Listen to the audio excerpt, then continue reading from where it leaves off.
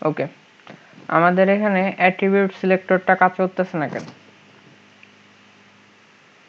এর কাজ আমরা যদি আমাদের কোডটা দেখি, এখানে সবকিছুই ঠিক আছে, ফিল্টার করছি, রিটার্ন করছি, attribute low to lower case সবকিছুই ঠিক আছে। সো আমরা যদি এখন রান দিই আমাদের প্রজেক্টটা, রান দেওয়ার পর আমরা যদি এই যে কাজ করতেছে না, কি হওয়ার কথা ছিল? কথা ছিল যে অ্যাট্রিবিউট সিলেক্টরটা যদি কাজ করে তাহলে এইগুলো রেড হয়ে যাবে, লেখাগুলি লাল হয়ে যাওয়ার কথা ছিল। সো এখানে অ্যাট্রিবিউট সিলেক্টরটা কাজ না করার একটা কারণ হলো আমাদের লোয়ার কেসের এলটা বড় হাতের দিতে হবে, এলটা বড় হাতের দিতে হবে। এখন যদি আমরা রান দিই,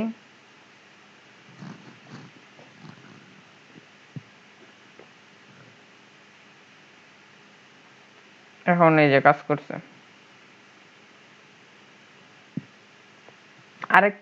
আরেকটা কারণ হইতে পারে, এখানে যদি আমরা ডিটা যদি আমরা বড় হাতের দিই তাইলেও এটা কাজ করবে না। সো আমরা যদি দেখি এটা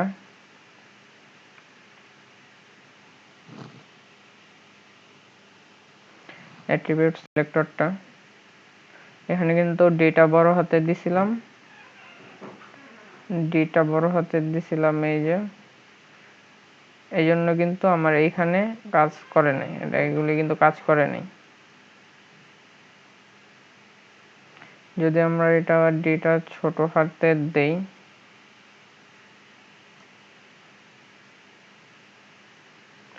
এবার কিন্তু কাজ করবে।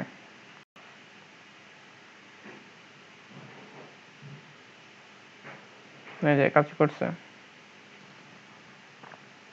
ওকে, আবার যদি আমরা এখানে লোয়ার কেসের এই ফাংশনটা এটা যদি আমরা না দিই তাহলে কিন্তু এটা কাজ করবে না, কাজ করার কথা না, কাজ করবে না।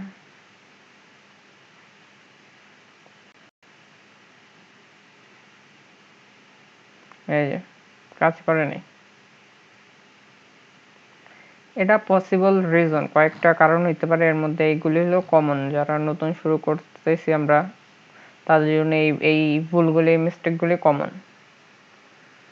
আবার যদি এই এখন কিন্তু কাজ করবে।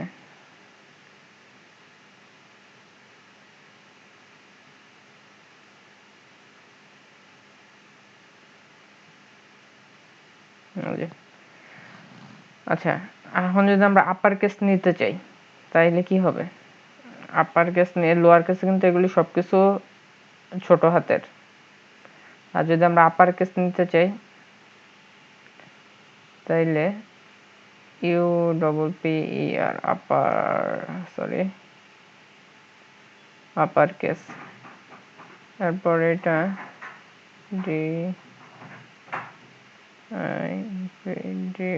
DivTitle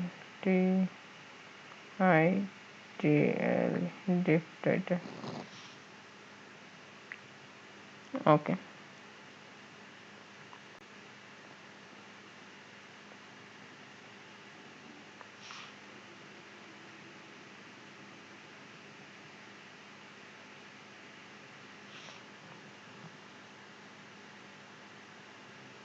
এই যে কাজ করছে।